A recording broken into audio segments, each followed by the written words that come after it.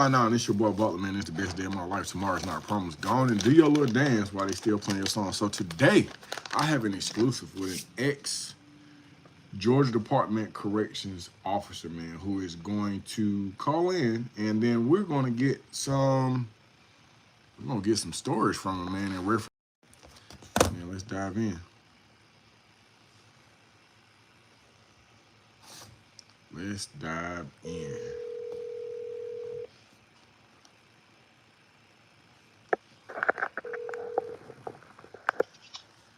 Hello. All right, can you hear me pretty good, bro? Yeah. All right, so we're on live already. So for the people who Okay. don't know who you are, man, tell us who you are and what your experience is. I mean, what your background is with the Georgia Department of Corrections. Okay. So my name is Tyler Riles. I started with the Department of Corrections in 2014 at Telfair State Prison as a correctional officer, and then I worked my way up to the CERT team that next year. I started on the CERT team in 2015 at Telfair, and then I went on to do different things. I became a sergeant and then the CERT commander at Telfair, and then I went to Valdosta as a lieutenant.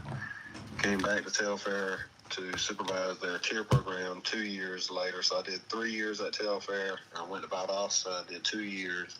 Came back to Telfair for another couple of years. And then I left the Telfair and went to Johnson to be their CERT commander in 2022. And then 2023, I got over into training, and from 2023 to 2024, I was full-time in training between Rogers State Prison and Washington State Prison. Okay. So five prisons over just shy of 10 years in the Department of Corrections, ending in 2024, August. Now, why did it end in August 2024? I submitted a statement to leadership of Georgia Department of Corrections demanding action for what was going on, the crisis going on statewide with the prisons. And from there, I got threatened with that I was going to get fired if I didn't resign. And then when I wouldn't resign, they set up a meeting that I had with the assistant commissioner, had that meeting. And then after that, they pretty much said, try to tell me some other stuff without addressing any of the things that I brought forward. And not only that, but pretty much trying to force me to say I was just venting and that it wasn't. Telling me don't be making blanket statements like that and so forth and so on. So, when they're telling me this after the meeting, I'm still not, not good with complying with what they're doing. So, Bro, let me ask you this, cause now I know personally that you're I wouldn't say you was a shit starter, but you got a individualistic mind. But oftentimes when it comes to crews, posse, cliques, gangs, affiliation, staff, especially officers, there's this code you got to stick by, and a lot of that code is centered around uh, going along with the team and not exposing anybody. But you didn't sing to that tune. Why not? because I ain't got it in me. I really never have, to a certain degree. But I'm just not down with that type of stuff. I'm not in a gang. I didn't see that as a gang when I started in it. I met a lot of gang members. I seen how they operate. I mean, I met a lot of staff that and with stuff like this, man, you're talking about a whole system that is out of pocket. Everything's out of pocket. Everybody's out of pocket. Right. Everything going on up in here is bad. And that, like even me. I mean, shoot, there's all kind of rules and stuff that I broke while I was working in there, especially when it got bad. Because the rule book has been thrown out the window anyway when you got us up in here like this. Yeah, you got to survive at some point. But yeah, I mean, I don't know, man. I've just always kind of been like that. Maybe that's what gives me my ability to kind of, go against the grain when I see that it's necessary. Like, Okay. I just, if it's the right thing to do, man. Like something needed to happen a long time ago. I wanted to see something happen for years. But I wasn't in a position to make that call anyway. But after being seeing that needs to happen for long enough, and hearing from these officers that are working inside and these staff and these inmates, and just hearing what's going on and knowing that it's the truth. If something needs to be done, and whatever, if somebody wants to be mad at me about that I have told or whatever, supposedly, then they can be mad. It'd be what it'd be. Okay. What was your so you stayed with the Georgia Department of Corrections close to 10 years, correct? Yes. What was your first interaction with some live gang activities, like where you saw something? What was like an eye opener for you when it came to the gangs and violence inside the Georgia Department of Corrections? It was when I was a cadet, about my first week there, when I seen a guy pass some shanks out to some other people in the yard, some of those other gang members. That was, when I was like, okay, this is gang activity. But Telfare, man, there was so much gang activity going on at Telfare even from the moment I walked in, especially when I first started. When I first started, it was worse than a few years later, at least with the gang calls and all that. Like, within my first week there, like used to be when we would take the inmates to showers in lockdown, when they would come out of their cell, they would yell their thing. The Bloods had their thing, they would yell. The Crips had their thing, they would yell. Go down the list. Every one of them, all the different gangs had their little thing that they would come out and they would yell and they would holler at the other people, and they would all be doing their thing back and forth. So it was apparent, pretty much immediately coming in Telfare that it was gangland in there. And how are you advised to interact or to deal with such a strong and such a violent gang population in the Georgia Department of Corrections? Be fair, firm, and consistent. Work across with everybody. Treat everybody the same. Don't matter who they are or what they say they are. If they need correcting, they just need correcting, and don't get personal. At least for us dudes, for the men anyway. Like, you really gotta try to have super thick skin, because they're gonna definitely try you. Some of them anyway. They pretty much live for it. So you gotta be able to take it with a grain of salt, and go on about your day. Still require discipline. Do everything what you're supposed to be there to do. But also, I mean, it ain't like it wasn't a thing to where you had to keep it in mind, like, hey, these guys are in a gang, when you're dealing with certain things. Like, especially when I got on CERT team, like, there were several times when I first got on CERT team that, I mean, I almost got jumped. The dang, I know a partner of mine, and I was right there with him. We would have both got jumped. We almost got jumped. What happened? What happened if you can give us the details? With stuff like that, usually what would happen is there'd be a guy that needed, maybe sometimes it wouldn't even be anything that we was involved with him.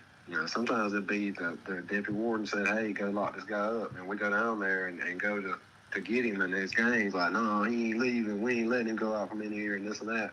Sometimes it would be stuff like that, which that got ameliorated somewhat when they started having us lock them down before we even try to lock anybody up. Like, that's how bad the gang standoffs kind of got, that we had to change the policies a little bit. You couldn't just go off up in a building and lock somebody up as a searching. You had to go in there, lock them all down.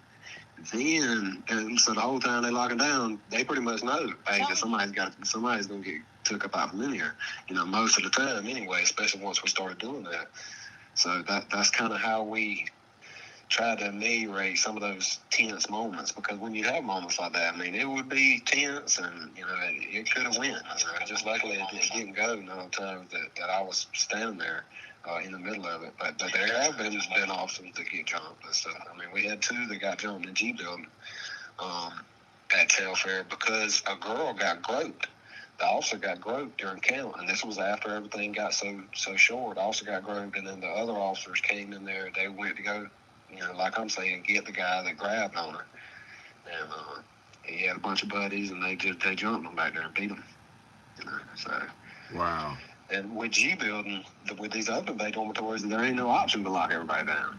Like, you're gonna have to go up in there with whatever 40 people, and get somebody if you got to go in there and something like that's happening in these open bay dormitories.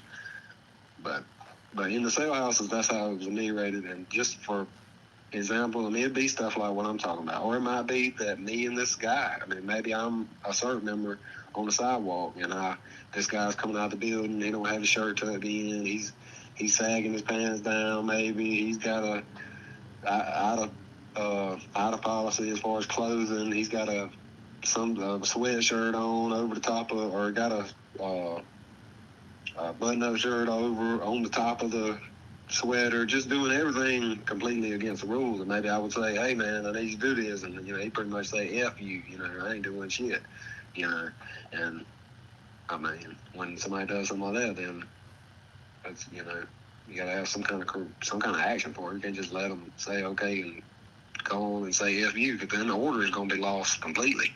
Ain't nobody gonna listen to you if this guy says F you.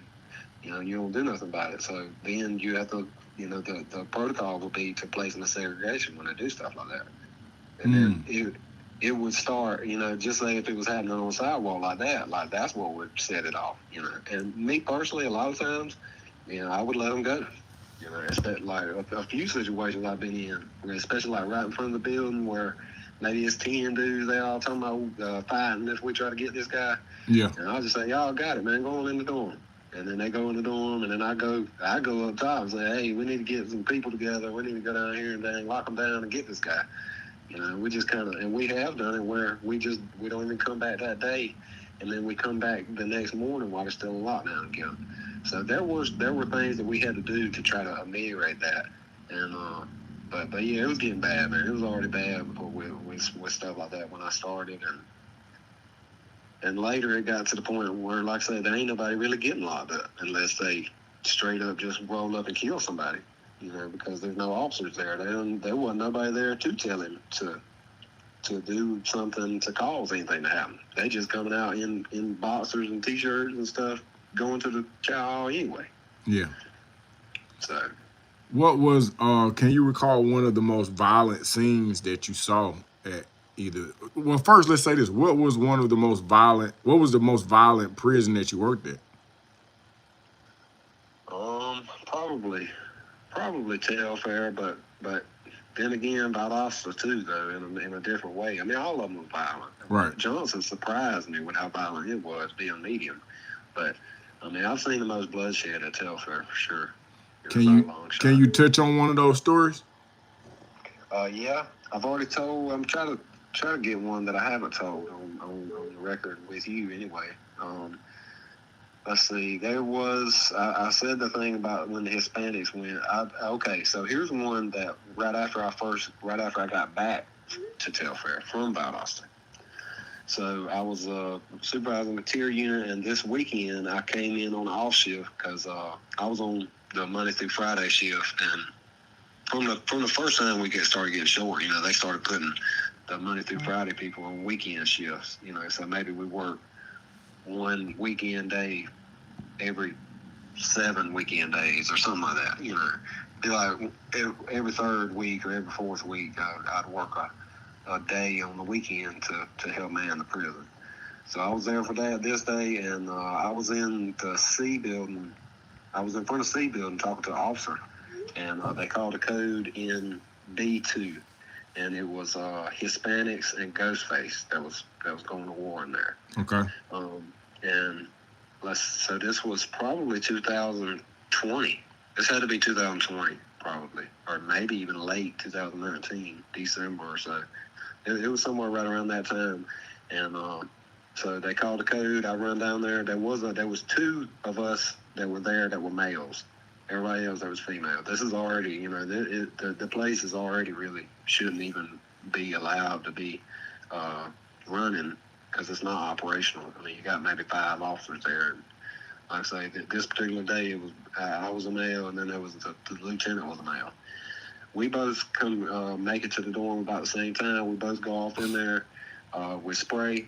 I run down when I come in. The fight was at the back of the dorm, right there by the fire door. Okay. And there was one dude that was spraying blood all over the walls, the floor, everything in there. And then there was several other people. Was the guy that was bleeding? Was he from Ghostface or was he from the Mexican gang? with this situation, it was Ghostface dude that was spraying. He had an arterial bleed in his arm. I guess he went to block, and the knife went all the way through his forearm. So it was bleeding real bad. So in fact, with this situation, I don't think any of the Hispanics. Yeah, one Hispanic was stabbed from the guy that was getting stabbed. From the main okay. guy Okay. Yeah, the main guy that's getting stabbed, and that brings up something to me, man. Because I've noticed this. This is something that I've noticed in all the big engagements that happen like this. Is that because everybody says, "Oh, you need to go to prison and make sure everybody knows that you're bad and all that." Okay. You know, make sure that everybody's kind of scared of you or whatever. And man, I got told by an orderly one time that the downside to that, and I've seen it take place over time, is that when stuff like that happens, especially with the gangs and even with people that ain't in the gang, if they get too violent of a reputation, then when somebody does go on them, they ain't going half cocked. Yeah, they're gonna go hard. So, yeah, they going hard. So I've seen that happen a bunch of times where, like, the obvious warrior guy, like the guy that everybody knows is gonna go. Yeah. Like, man, they gang up on him right away. Right. They come and bust a gun on him, and then so that's what was happening with this situation.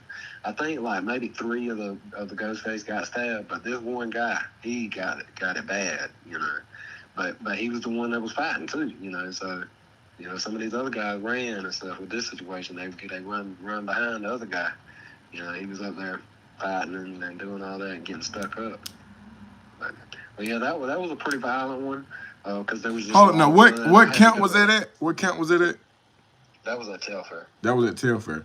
Okay, so and just in reference to numbers, at that particular time, were the Hispanics outnumbered by Ghostface, or who had the numbers? No, the Hispanics had the numbers. Okay. Hispanics had numbers. Yeah. But even the Hispanics had low numbers, so it was actually surprising that the Ghostface and the Hispanics, went at it like that, because they're usually kind of cool together, right, or whatever.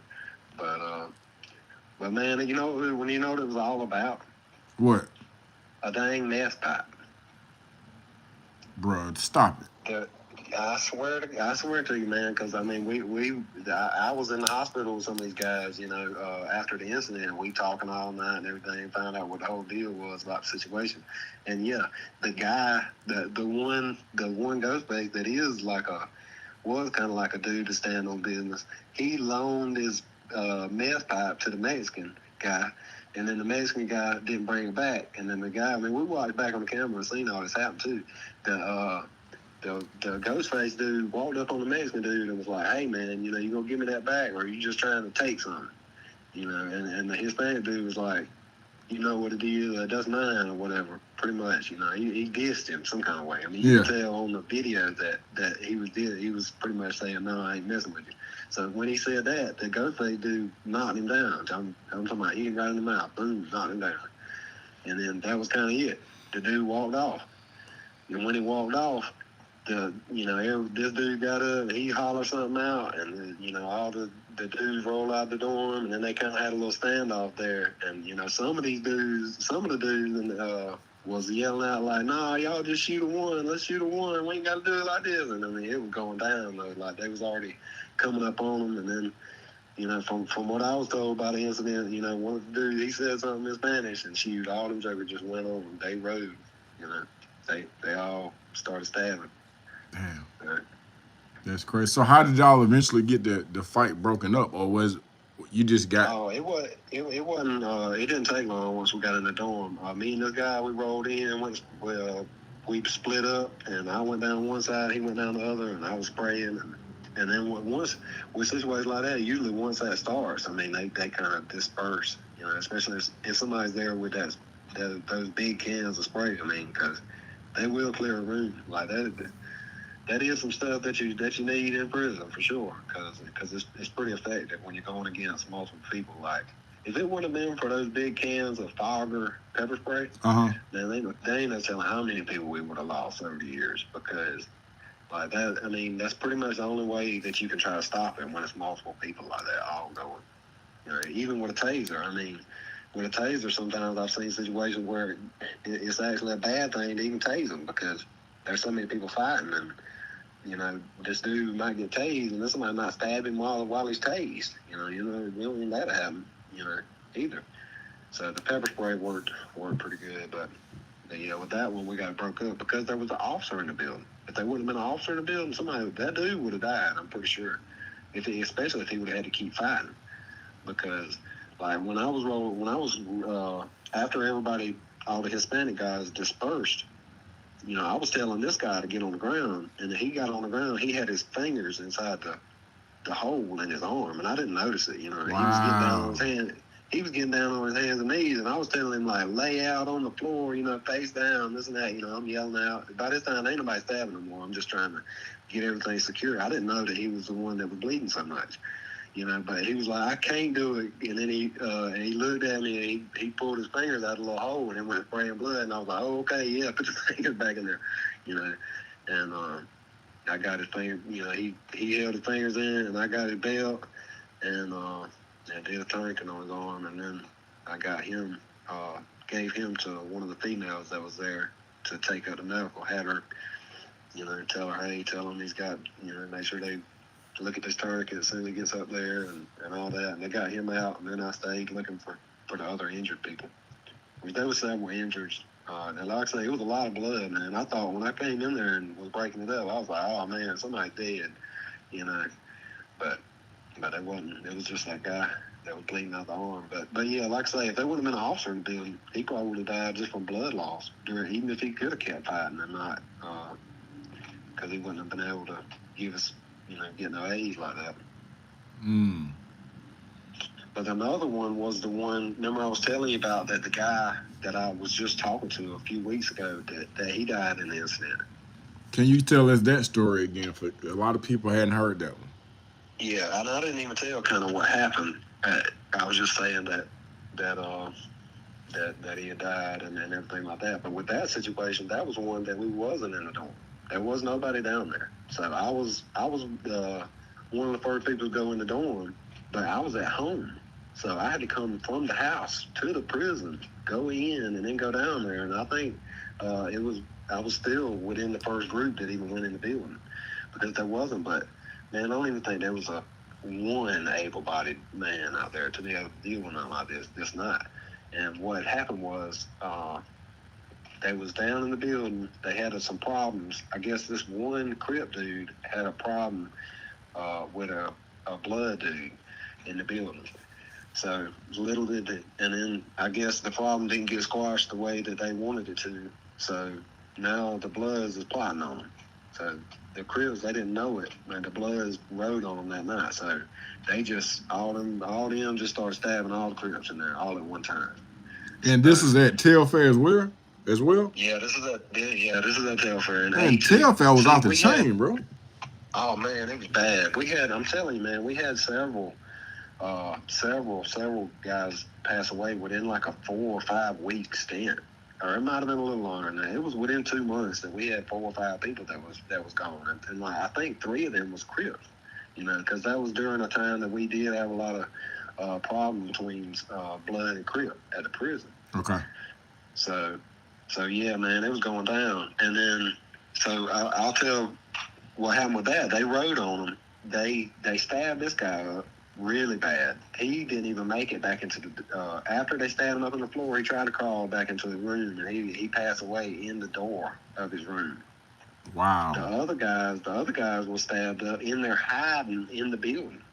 Another guy that I knew that did get out like 10 days after this incident, he said, man, everybody that he came into contact with stabbed him. He said he didn't know what the hell was going on. He was 1 minute, he was getting a tattoo, next minute he getting stabbed, and he went outside the door, he getting stabbed some more. Some dude pick him up, chunk him off the top ring, he hit the floor down there, somebody run up and stab him while he's on, when he hit the floor down there. And he actually made it. He got out of the building when they came, I guess they like opened the door, so people flooded out of the building to in front of the building. So they was fighting all in the building, in front of the building, everything. And that's when they called me and saying that, hey, they need to get help getting this thing under control. And then by the time I got there, they had just stopped naturally on their own. They just, what was done, and everybody, all the guys that were injured had got out of the building. And then me and another guy went in there and got, got the other guy out from in the dorm, that had passed away already. So, from your experience, who has, I don't even know if this is a logical question, but who is who has the deadliest or most violent gang in the Georgia Department of Corrections, or is it just equally yoked? Man, there's some dudes that are real violent in every one of them. I can tell you that. Yeah. But I mean, probably be between, like, as far as just amount of violence and seriousness of violence, it'd probably be the Bloods, or the GFs, the mob guys. They are stupid with the violence. Now let's dive off into that, because I've heard people who have been incarcerated. I heard people on the street. I've heard a lot of people say that GF, these guys move differently, but they don't have a lot of numbers. No, but man, it's just they got that mindset of just going about anything, and then they go all the way, So yeah, that was a big thing before I came in. See, the time when they was giving everybody, the time when they were terrorizing everybody was before I came. Okay. By the time I got there, every single known Goodfella guy was in lockdown. And that's where I dealt with them a lot, because for my first whole year, that's what I was. I was in the tier program, in tier 2, matter of fact, in the long term, which there was like 30-something of them in the building, because they was constantly locked down. They was locked down, man, for like 8 years. Wow. Like but, and I mean, it was it was hard, man, because these guys have been down there so long, and they're already had this mindset like that, and they was like that down in lockdown too. Like, I can't tell you how many times we had to do use of force on these guys, because I mean, they would say, I'm about to buck about this, and by God, they meant it. They about to buck for real. You might get messed up, if you don't treat this seriously, So we had that going on. I don't know why they called themselves the mob or whatever. So, I mean, maybe they trying to be like the mobsters. They trying to live up to that reputation. And that's sad, man, because there's so many people that got messed up behind that, of them and of other people, Yeah. Anytime somebody pops something off like that, like, somebody's getting hurt. It might not be the one doing it. Maybe this ain't his day, but like I was saying, man, your day is coming eventually. Because like I said, these other guys, even if you somebody that's done stabbed up a bunch of people and all this, like I say, these other guys know that. And, when they do go, they, it's like I'm saying, they ain't going to be playing. They're going to be thinking, I better hurry up and get him before he gets me. That's what's going to be on their mind. And they're going to go hard too. That's kind of what happened with the GS, was all the other gangs pretty much ganged up on them, from what I understand. It was like, that bad. They was that bad, because they would just just for example, stories that I've been told from older guys or from other inmates in the prisons that was telling about this time period. I mean, they would just come up in there and take the TV and be like, anybody want to say something about it? We can set it off, blah blah blah. Well, it's our TV. Type stuff that they was on. And there's other gangs that have done that, and there's even individual people that have done stuff like that. But they was taking it to another level, and the extortion. They was extorting a lot of people. They was robbing. That was their big thing. They don't steal. They rob.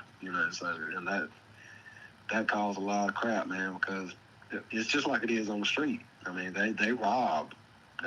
There's armed robberies that go on all the time in the prison. Wow.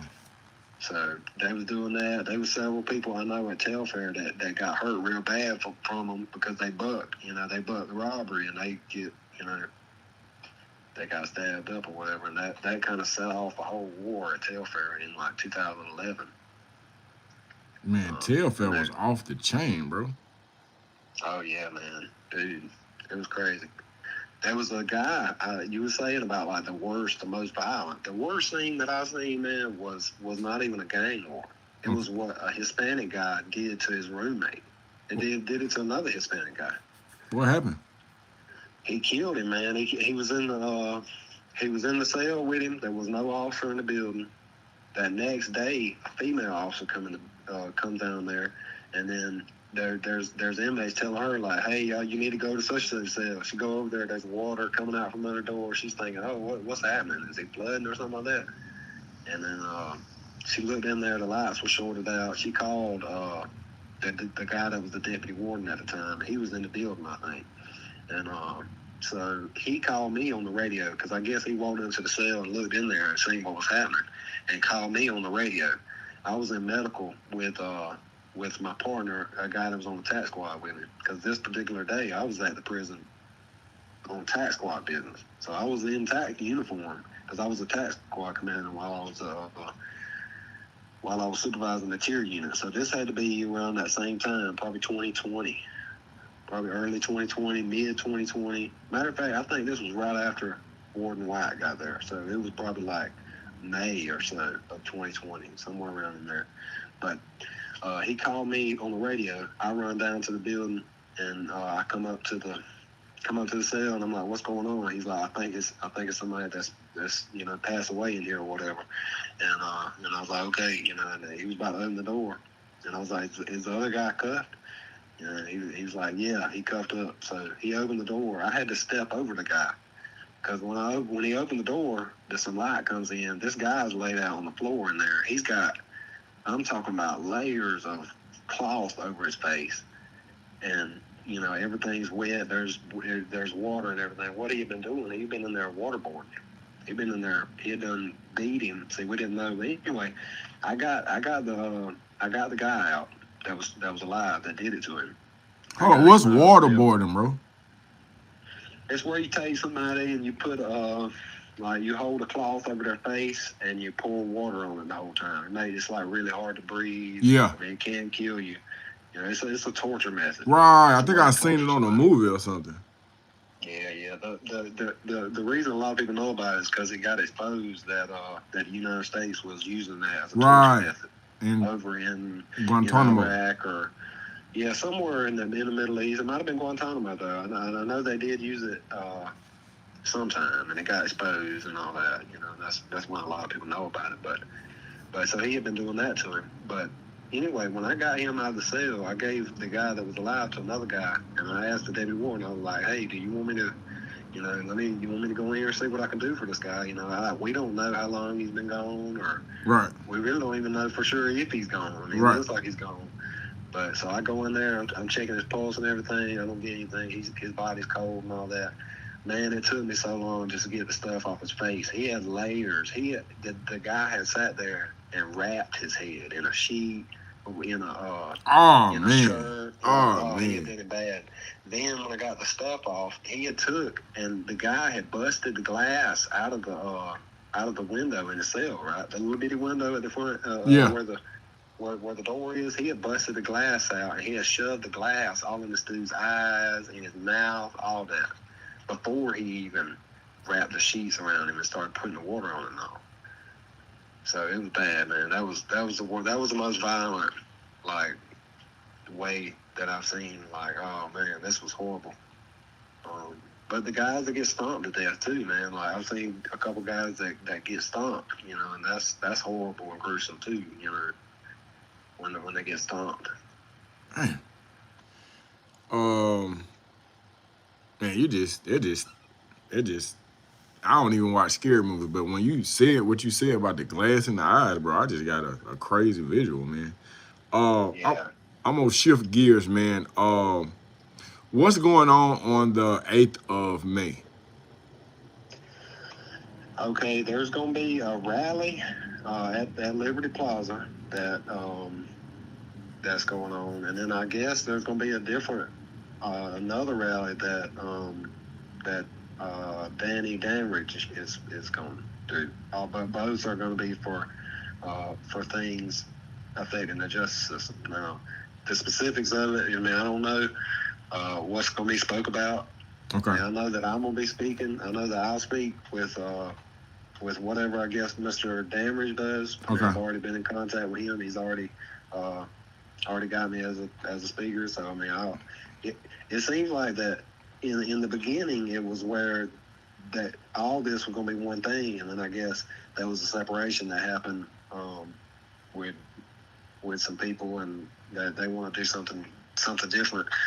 From my understanding, is that people couldn't say certain things at the one that's going to be in Liberty Plaza, and some people want to say some other stuff, and so they want to do that to make sure that some of these people get to say what needs to be said. So I mean, I don't know. I haven't been following the specifics of it as to like what all has went on around that separation. But I'll be at one of them. I mean, I'm gonna be somewhere speaking on May 8th about what's going on in the prison system, like I'm saying. And like I'm saying with this guy that got killed in his cell like that. I mean, man, that should never happen at a prison. You should have a dorm. This is lockdown too. They don't even need to have roommates in lockdown. That's crazy. Right. Especially if you're gonna leave them down there for hours and hours on end with no officer in the building. Yeah, that's crazy. I mean, who's gonna do something? There ain't nobody gonna do nothing. It's gonna like that situation. I mean, there ain't no telling how long that went on. I mean, the guys next door was like, it was going on for a long time in there. They didn't know what was happening, but they just knew there was something happening in there, and I mean, you don't have no officer in the building. There ain't no officer. We had inmates, man, breaking out of lockdown and going and stealing staff stuff. And we had inmates breaking out of lockdown and going and stabbing up other inmates in lockdown. All this is happening in lockdown.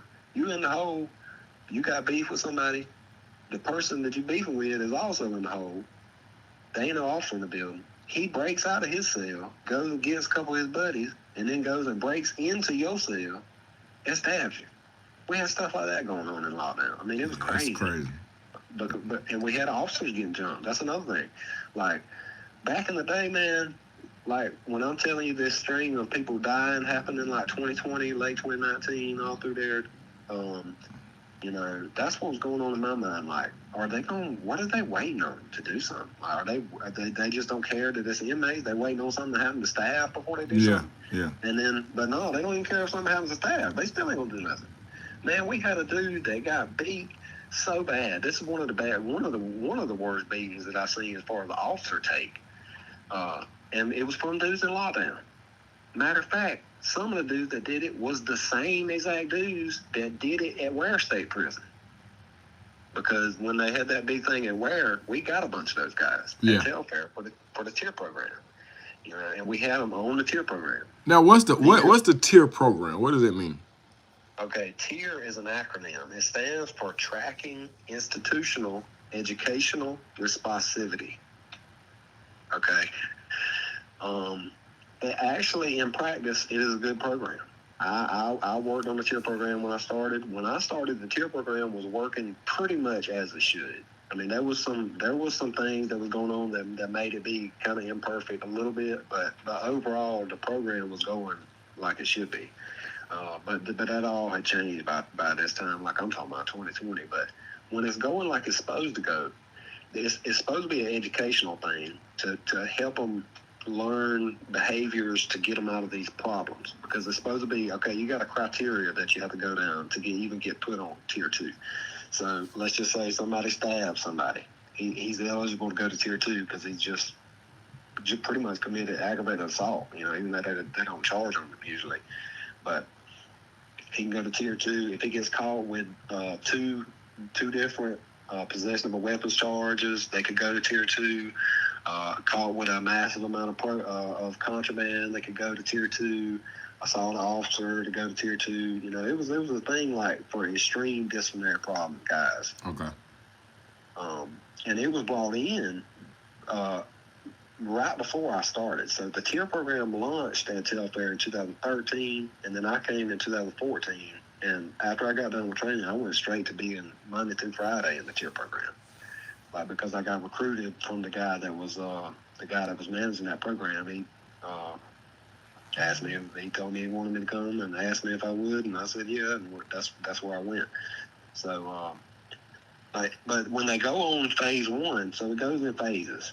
phase 1 of the Tier 2 program is you don't have any personal property except writing materials and state issue hygiene, all that. That's pretty much all you got.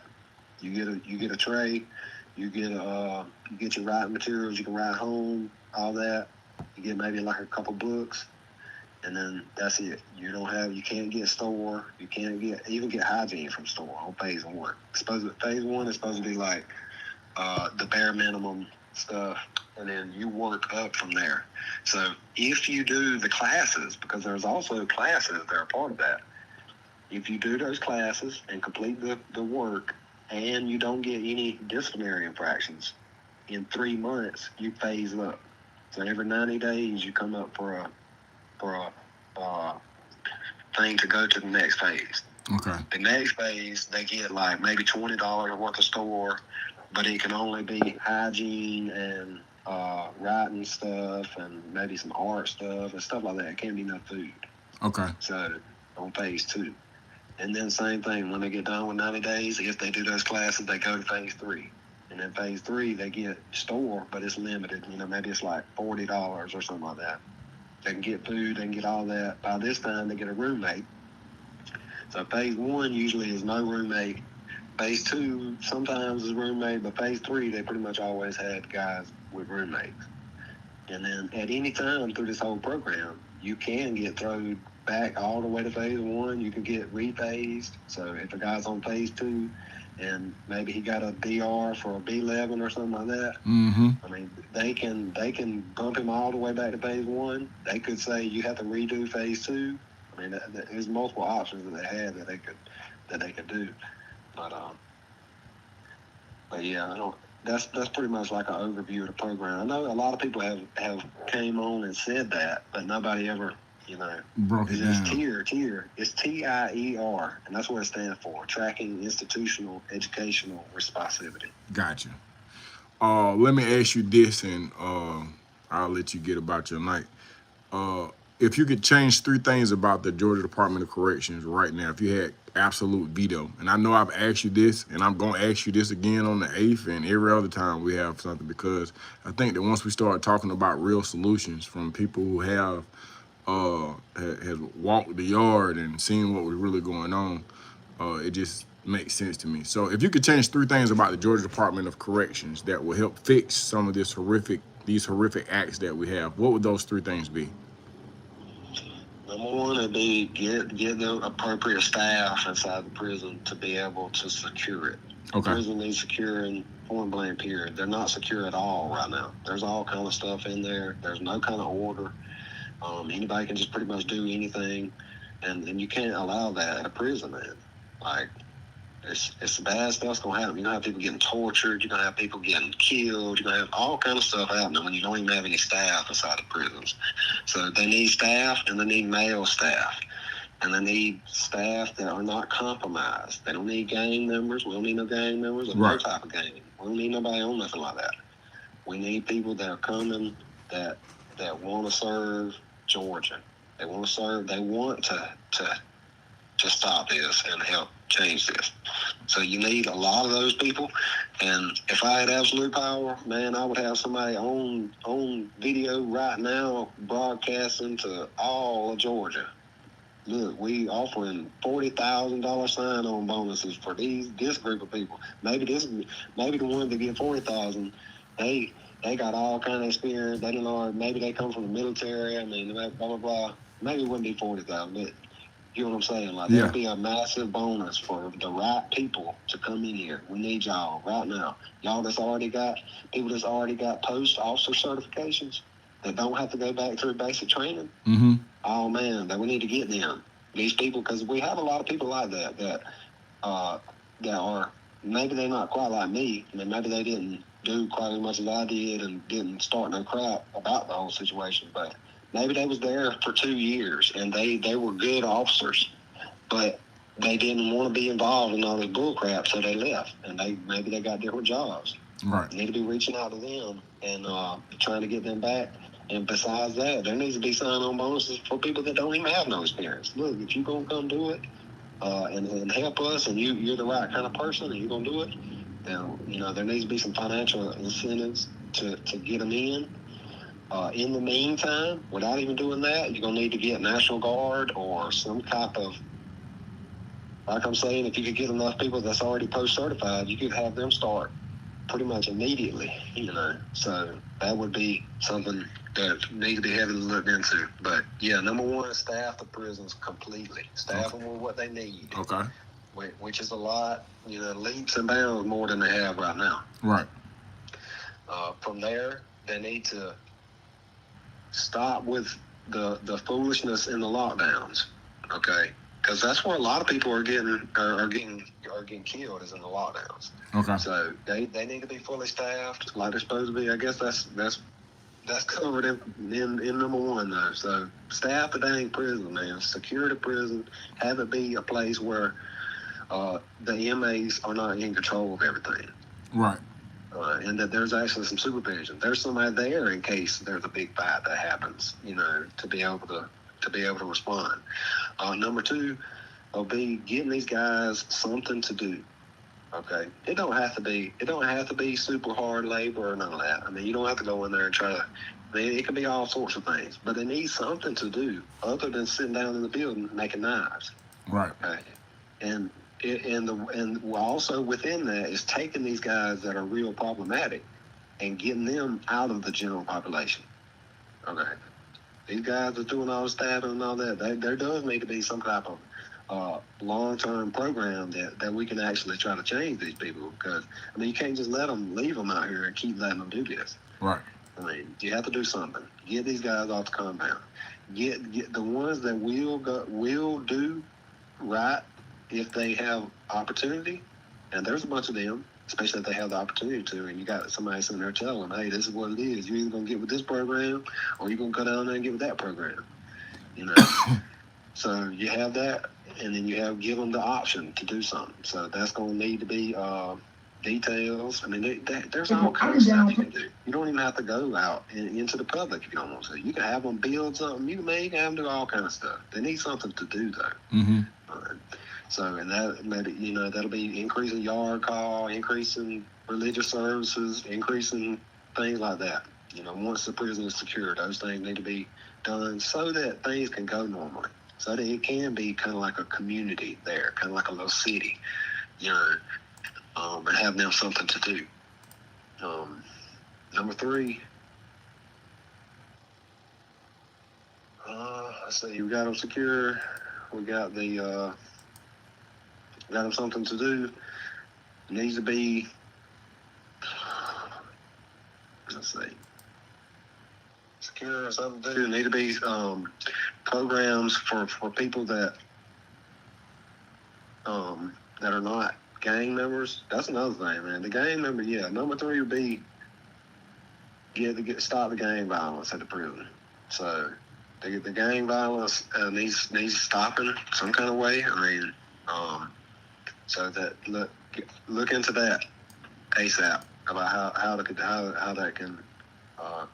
can be stopped, or at least heavily mitigated. Okay.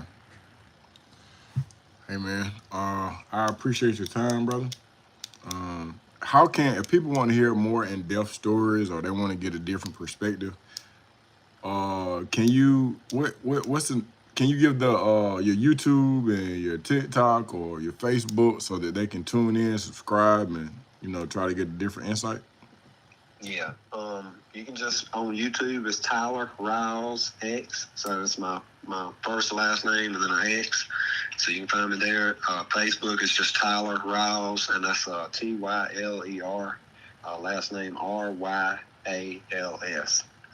So they can find me on Facebook there, and then TikTok. We got an account that I've did some interviews on. Uh-huh. It's not my account, but it's kind of like a joint endeavor that I did with somebody that also wanted to speak up. Okay. And I'm hoping that maybe soon we can get back started with some of those. Also, we got a couple former officers that want to speak. So I'll try to get that back going. But that's on TikTok at Ex-GDC Officer Edition. Okay. Hey man, I appreciate you, man. My phone is on, and If I don't see you before the 8th, I'll definitely see you on the 8th. All right, man. All Appreciate right. it. All right, bro. Take it easy. Back. All right. All right, so there you have it. It's a lot of gang stuff going on, man. So y'all get in the comment section. Let me know what y'all think, man. And we are out.